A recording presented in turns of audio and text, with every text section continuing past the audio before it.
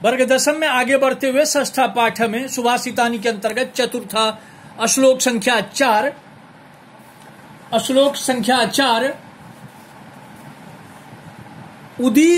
उदीरितो अर्थः पशूनां गृह्यते हयाश्च नागाश्च वहन्ति बोधिताः अनुक्तम अपि उह्यति पंडित जनः पारंगित ज्ञान फला ही बुद्धया। पहले इसका अन्वय जानने की कोशिश करेंगे। अन्वय करने से अर्थ करना सरल हो जाता है। पशुनाम अपि उदीरता अर्थ गुह्यते हया नागा च बोधिता भारम बहंती। फिर से समझें, पशुनाम अपि उदीरता, उदीरता मैंने कथिता अर्थ को गृह्यते ग्रहण किया जाता, हया नागा च बोधिता भारम बहंती। पंडित जना अनुक्तम अपि उह्यति, पंडित जना अनुक्तम अपि उह्यति बुद्धयः पारंगित ज्ञान फलाः भवन्ति। अब इसका शब्दार्थ है उदीरता का अर्थ हुआ कथिता, गुह्यते का अर्थ होता है प्राप्यते, हया मन अश्वाः तुर्गाः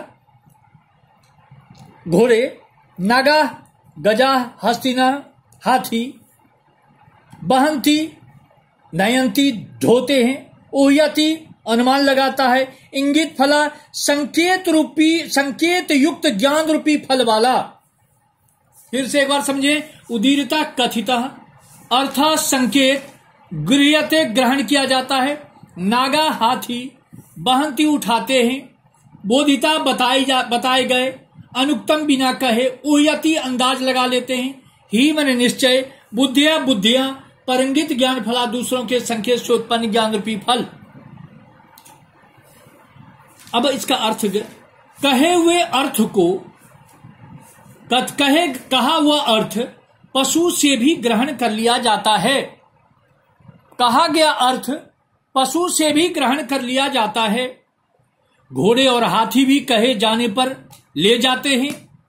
विद्वान बिना कहे गई बात का अनुमान लगा लेते हैं, क्योंकि बुद्धियां दूसरों के संकेत के उत्पन्न ज्ञान रूपी फल देने वाली होती है। फिर से एक बार समझें, बताया गया निर्देश पशु द्वारा भी ग्रहण कर लिया जाता है। घोड़े और हाथी बोधित होकर के बाहर ढोते हैं। विद्वान व्यक्ति न कहे हुए विषय का अनुमान कर लेता है।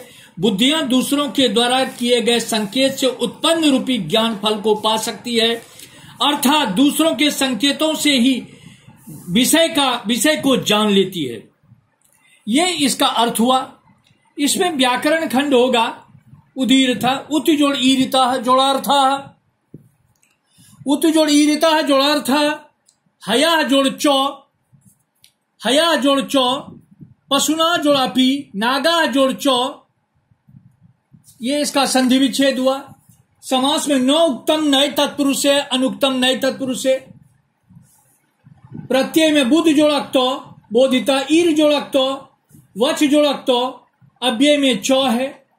ईरिता का अर्थ होता है कथिता। पशुना मन जानवर, हया मन घोड़ा, नागा मन हाथी, पंडित विद्वान, अनुक्तम न कथितम, उक्तम कथितम, जनः नरः, इंगिता संकेता, परः अन्यभ्य, उह्यति निर्धारणम करोति, ज्ञान फला ज्ञान में फला। अब विपर्य पद देखिए, ईरिता अनिरिता, अनुक्तम उक्तम, परेभ्य अन्यभ्य, उह्यति अनुह्यति, जनः पशु, पंडितः मूर्ख। ये इसके व्याकरण हुए। अब इसमें प्रश्न के क्या क्या आ सकते हैं। उदीरतो अर्थ केनापि गृह्यते, कहे गए अर्थ को किसके द्वारा ग्रहण किया जाता है? पशुना एक पद में, दूसरा के अपि बहंती बोधिता, कहता कौन बोधित होकर बाहर ढोते हैं? हया नागा, कोई एक पद में दे दें। पूर्ण वाक्य में आंसर लिखेंगे, बुद्धिया कीदृशा भवंती, बुद्धियां कैसी होती है? बुद्धिया पारंगित ज्ञान फला ही भवंती। ये भाषिक कार्य में चले। गृह्यते इति क्रियापदस्य कर्तृपदम किम, गृह्यते का कर्ता क्या है? अर्थ। विद्वज्जन इत्यर्थे किम पदम, पंडित जन।